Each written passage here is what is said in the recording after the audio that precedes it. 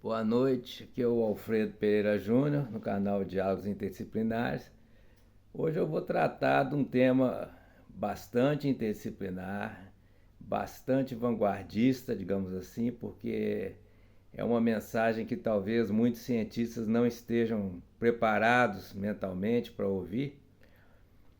E eu estou registrando porque eu pretendo escrever ainda, publicar sobre o assunto em boas revistas, mas é um trabalho que vai exigir bastante esforço. Então, antes de começar isso, enquanto eu termino outras tarefas, eu estou registrando essas ideias até para ter um feedback, né? Um retorno de alguém que assistir esse vídeo e puder contribuir e dar suas impressões. Bem, eu tenho proposto uma nova ciência chamada sentiômica, que estudaria os padrões dinâmicos que tornam possível a capacidade de sentir, de ter experiências qualitativas. Sentir dor, prazer, calor, frio, medo, alegria, né? Então, o sentir, ele diz respeito a tudo aquilo que a gente usa o verbo sentir, desde as sensações até estados afetivos. Eu estou me sentindo triste, estou me sentindo alegre, até o sentido da vida, né? O meaning of life em inglês, mas também o sentido no sentido de significado, né? Atribuir um significado para a linguagem, para símbolos em geral, né? Então, os seres conscientes têm essa capacidade de sentir. Essa capacidade de sentir está na base da consciência.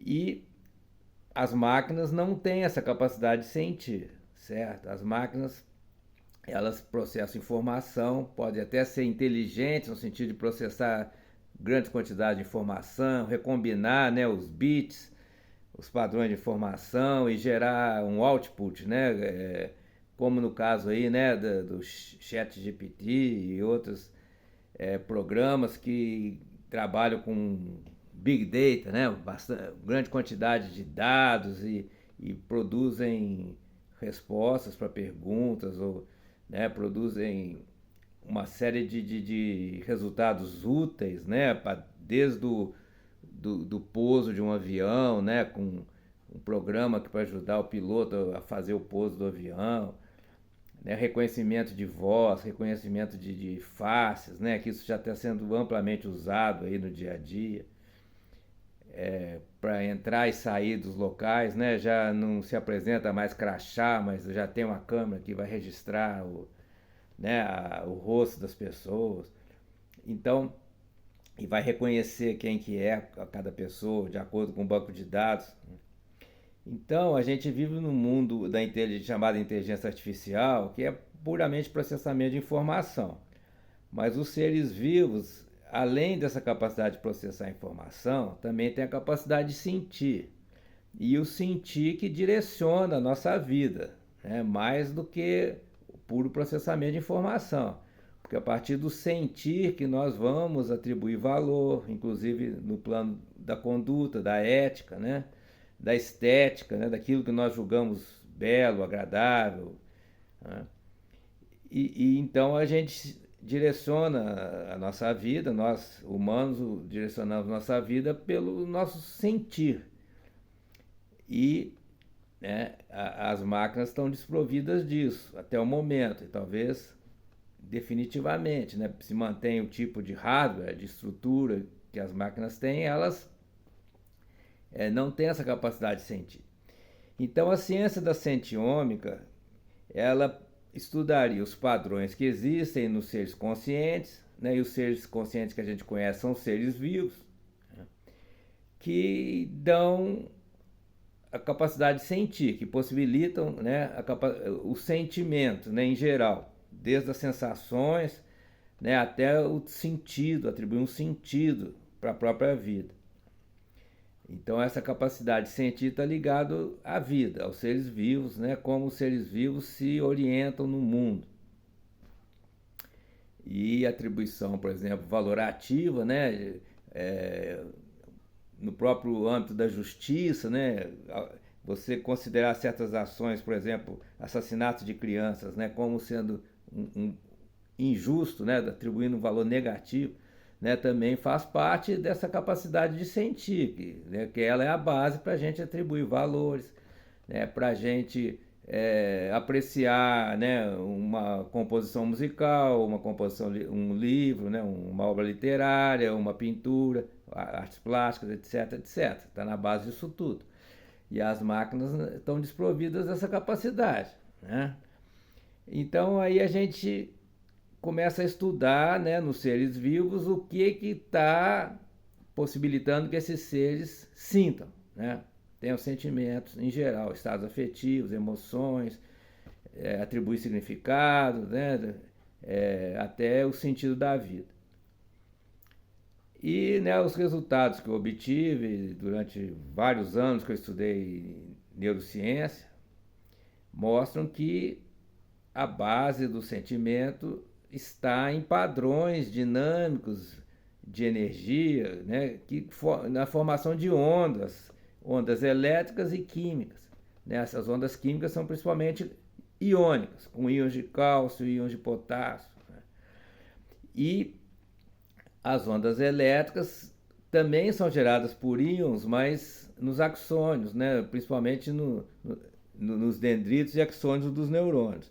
Já as ondas químicas, elas perpassam o tecido neural. O tecido neural é composto de neurônios e astrócitos, e células gliais, né? Também tem os oligodendrócitos, a microglia, que formam a panglia, quer dizer, uma rede de células gliais que trabalha junto com os neurônios, com a rede neuronal. Tudo isso então forma o tecido neural.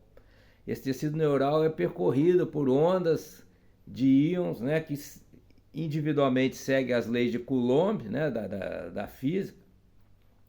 Né, os íons de mesma carga se repelem, de cargas opostas se atraem. Né? Mas isso é um processo muito dinâmico que está estruturado no tempo. Então, os neurocientistas estudam essas ondas em termos, né, de padrões de amplitude, que é a quantidade de energia, né, energia cinética, a frequência, que é no tempo, né, os picos das atividades têm um certo ritmo, né, como numa música, e também fase, que vai ser a coordenação entre diferentes processos da energia no tecido vivo. Então a gente sabe que quando está havendo o processamento consciente, há uma sincronização de vários processos que ocorrem no cérebro, no caso do cérebro humano, nos mamíferos em geral. Então, nesse caso, ocorre o chamado casamento de fase, ou seja, né, existe uma coerência que se forma nas atividades de amplas populações de neurônios e células gliais. E isso ocorre não aleatoriamente, isso ocorre dentro de períodos temporais, né, de, por exemplo, 300 milissegundos, 600 milissegundos. Né, isso é observado no eletroencefalograma, no caso das ondas elétricas, né? E quando a gente não está consciente, né, quando a gente está dormindo, sem sonhos, aí nós temos, né, predomínios de ondas lentas, né, de 3 Hz, ondas delta. Né? Então, quando a gente está consciente, tem uma maior complexidade das ondas, né, que essa complexidade se expressa em padrões de amplitude, frequência e fase. Então, são com essas ferramentas que os neurocientistas estudam esses padrões dinâmicos da energia no tecido neural. Para estudar as ondas iônicas, né, já tem outras ferramentas. No eletroencefalograma, essas ondas de íons, elas aparecem muito pouco. Então, foi inventada outra técnica, né, que é a microscopia fotônica, e que possibilita, então, visualizar as ondas iônicas. Né? Para as ondas de cálcio, né, vocês vão encontrar já, procurando, até no YouTube eu postei, né, Calcium Wave, procura por Calcium Wave Compilation, vocês vão ver as ondas de cálcio. Né? E elas estão correlacionadas com a atividade consciente. Então, quando a gente está saindo do sono sem sonho e entrando e acordando, né? Então tem um monte dessas ondas de cálcio acontecendo. Então elas estão correlacionadas com o processo consciente e estão relacionadas mais propriamente com a capacidade de sentir. Então são estados vibracionais de energia, né, com os íons. Essas ondas não significam que os íons estão se deslocando no espaço como se fossem bolinhas, né, bolas de bilhar, por exemplo, né, no caso da teoria cinética do século XIX, se falava em bolas de bilhar, mas não é isso. Né? Os íons eles estão só vibrando, o que está se movendo no espaço é a energia. Né? A energia vibracional ou cinética está passando de íon para íon, então se forma uma onda. E com essas ondas existe uma coordenação da atividade de milhões de células, né? Atividade elétrica e química. E isso corresponde ao sentimento. Só que o sentimento é na perspectiva de primeira pessoa, né? Só a própria pessoa que sente. Né? Eu posso estar vendo um eletrocefalograma, uma microscopia fotônica de uma onda de cálcio num cérebro de uma outra pessoa, de um animal, mas eu não vou sentir o que aquela pessoa, aquele animal sente. É só a própria pessoa que sente. Então esse estudo requer a combinação dessas observações de terceira pessoa, que seriam da ciência da sentiômica, com as experiências de primeira pessoa, que aí eu entendo que não é um estudo científico. Né? A gente está estudando os nossos estados subjetivos de primeira pessoa, estados qualitativos, por exemplo. A gente está fazendo uma introspecção, né, de como é que é a dor, né, comparar a dor de dente, né, com a dor de cabeça, né, com a dor no pé, quando você pisa num prego, por exemplo, né, você gera uma ferida no pé, ou uma dor de coluna, né, por causa de artrose, por exemplo. Né? Quer dizer, nós temos vários tipos de dor. Se a gente começa a comparar uma dor com a outra, isso não é ciência, tá? Porque a gente está na perspectiva de primeira pessoa e isso não é algo que se possa testar ou fazer uma teoria que seja considerada científica.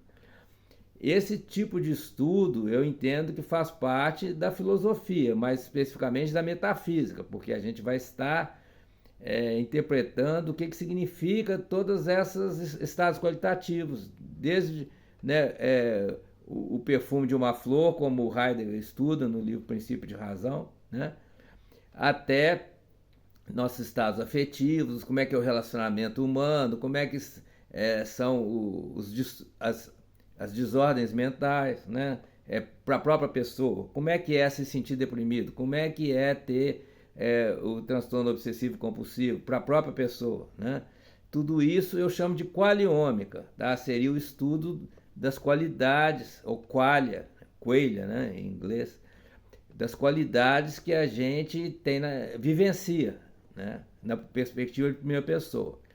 Tá? Então, a qualiômica ela serve para a gente identificar essas qualidades na nossa perspectiva e, né, aí a gente tem que dar um salto e atribuir que outras pessoas também têm essas experiências qualitativas, né, e que quando a gente observa, por exemplo, uma onda de cálcio, uma sincronia oscilatória neuronal no cérebro de outra pessoa, que essa pessoa também está tendo estados qualitativos, né, do seu processo consciente.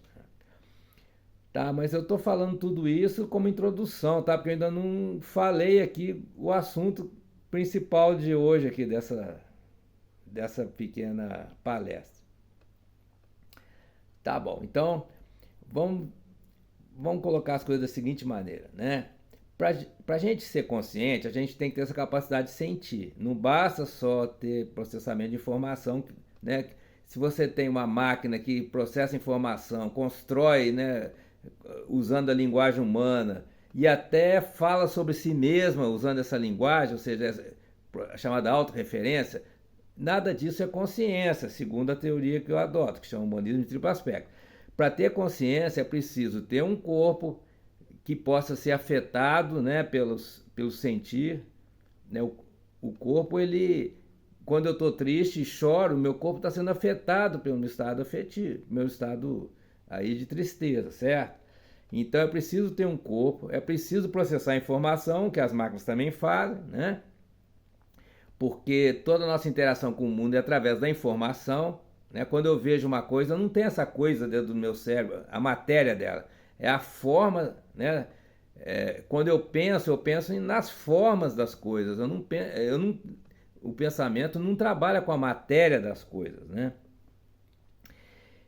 Então, para a gente ser consciente, a gente tem que ter a informação que é desse trabalho da transmissão e processamento, né, de formas, né?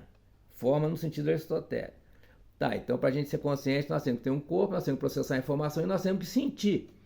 Então, por isso que eu digo que as máquinas não são conscientes, porque elas não sentem, não têm, né, essa atribuição de sentido, elas lidam com a linguagem sem atribuir significado, né? E o significado de dicionário não vale, porque o significado de dicionário é você relacionar uma palavra com outra palavra. Não tem sentimento nenhum aí. O sentimento está na mente, né? Está em nós. É uma vivência que a gente tem, o sentir, né? Ou o meaning, né? Em inglês. O meaning é psicológico, no sentido da chamada psicossemântica, né? Ele é um estado mental, né? De sentir. Tá bom? Mas então, continuando, né? Eu vou colocar na forma de um problema, tá?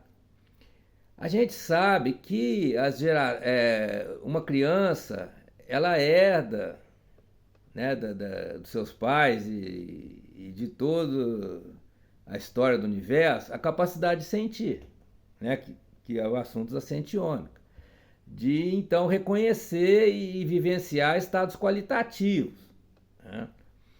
E isso tem características bem assim amplas nas espécies, né? Então a gente vê que os recém-nascidos, né, ou mesmo ainda durante a gestação, os bebês têm certas reações, né, que denotam que ele está sentindo o que acontece ao seu redor, né? E comportamentos que denotam que também, né, que, por exemplo, o bebê chorar porque ele está sentindo fome, ou está sentindo dor, ou está sentindo cansaço, né, ou precisa de um aconchego, né, da mãe ou dos pais, né? Isso, o bebê chorar denota que ele está sentindo algo, né? Todos pais e mães sabem disso, né? Então, o que tipo de explicação a gente encontra na ciência, né? Que a herança genética é principalmente ou exclusivamente pelo DNA. E o que é o DNA? É uma sequência química, quer dizer, material. É o aspecto material só. Mas será que a herança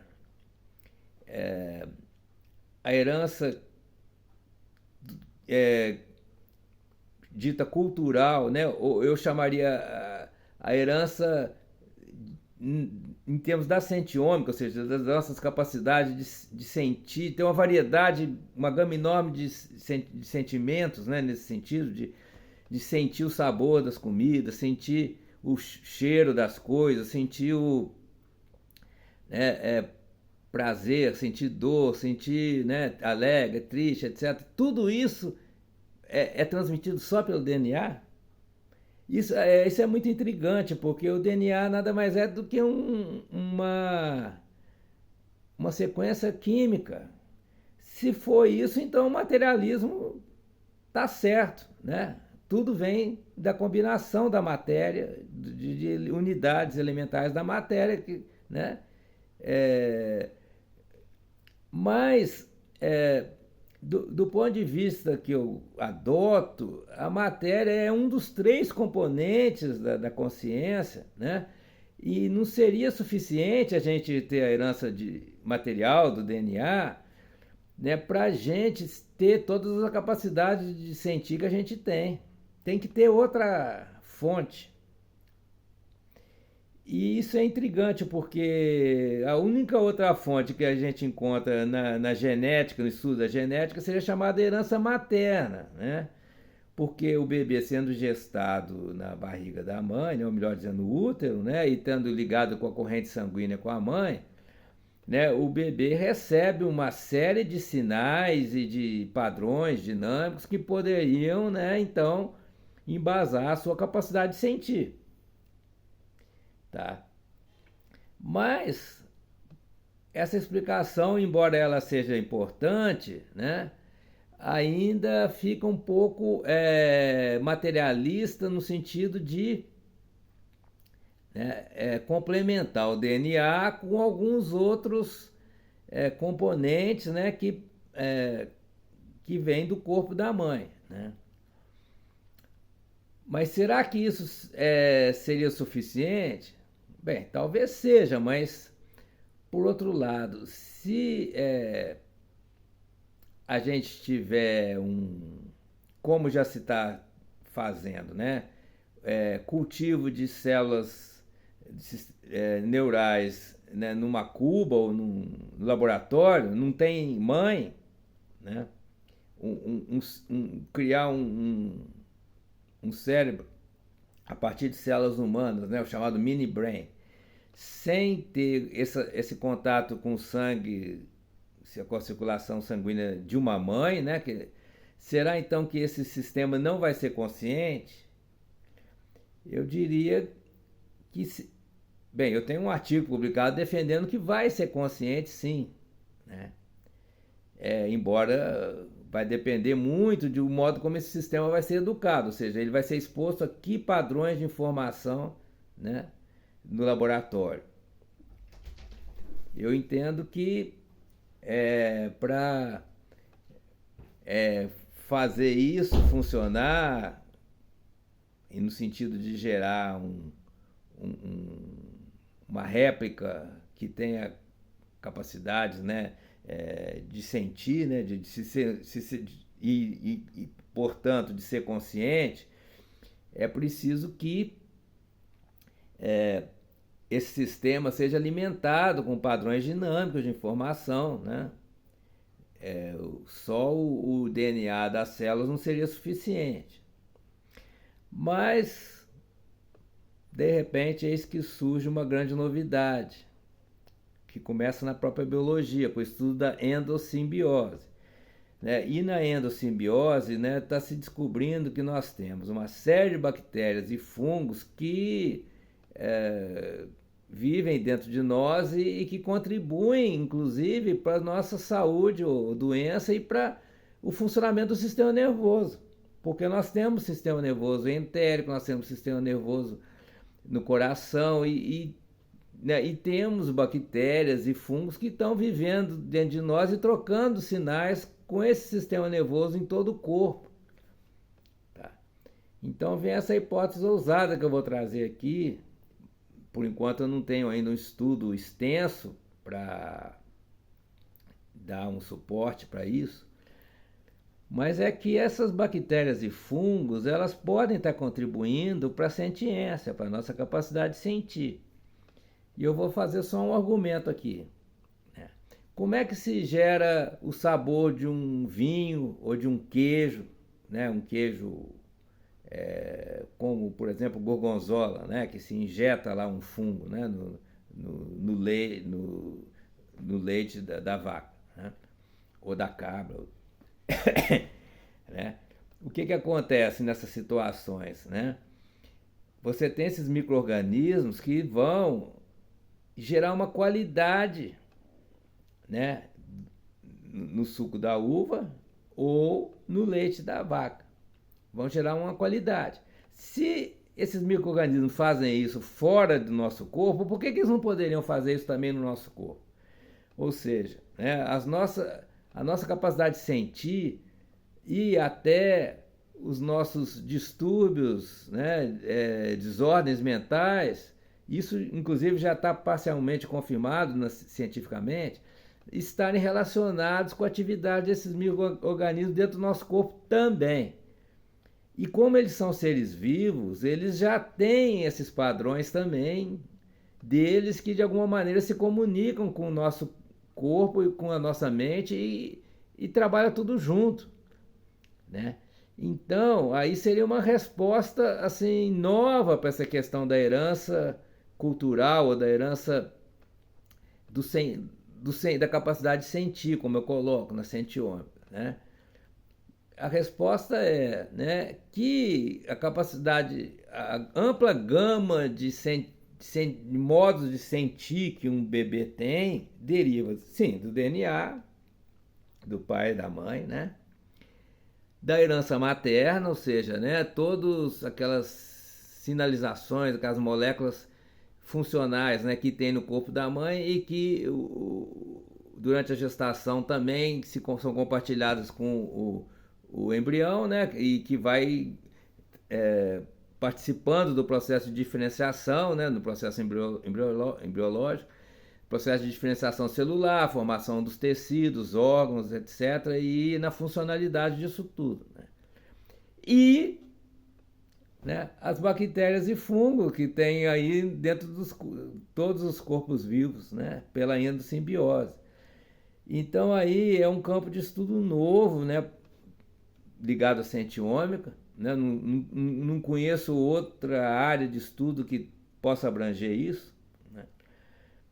Que seria, né, então, entender melhor como que, né, num novo ser que se forma, né, a partir do processo de reprodutivo, né, não só humano, mas de outras espécies, né, a partir, né, da formação do embrião e todo o processo de diferenciação celular, de tecido, formação dos órgãos, sistemas, etc. Qual é o papel que, principalmente no caso aí do tecido neural, né, qual é o papel que tem dos fungos e bactérias, né? Porque a gente acaba estudando mais o papel deles nas doenças, né? Nas disfuncionalidades, mas e na função consciente? Será que não tem um papel, né? Será que o sabor que eu sinto dos alimentos tem alguma coisa a ver com as bactérias que tem no meu sistema digestivo, né? Porque se a gente for analisar na própria comida e na bebida, a gente vê que os fungos e bactérias têm um papel quase evidente, né? Assim, incontestável, né? Na formação do sabor, né? Na formação das qualidades sensíveis que a gente experiencia ou vivencia, né? Agora, será que dentro do nosso corpo também eles não fazem isso de alguma maneira, interagindo com as células dos nossos sistemas, dos nossos tecidos neurais? Então eu termino com essa pergunta, que é o que eu pretendo investigar aos poucos no futuro, né? Porque eu estou aposentado, mas eu acho que é um tema fascinante e que pode revolucionar, né, as ciências, né, e de um modo bastante interdisciplinar. As ciências ligadas à biologia, principalmente na área, né, de embriologia e de sistema nervoso, né, neurofisiologia do sistema nervoso. Tá bom, gente? Um abraço, obrigado por ouvir até aqui.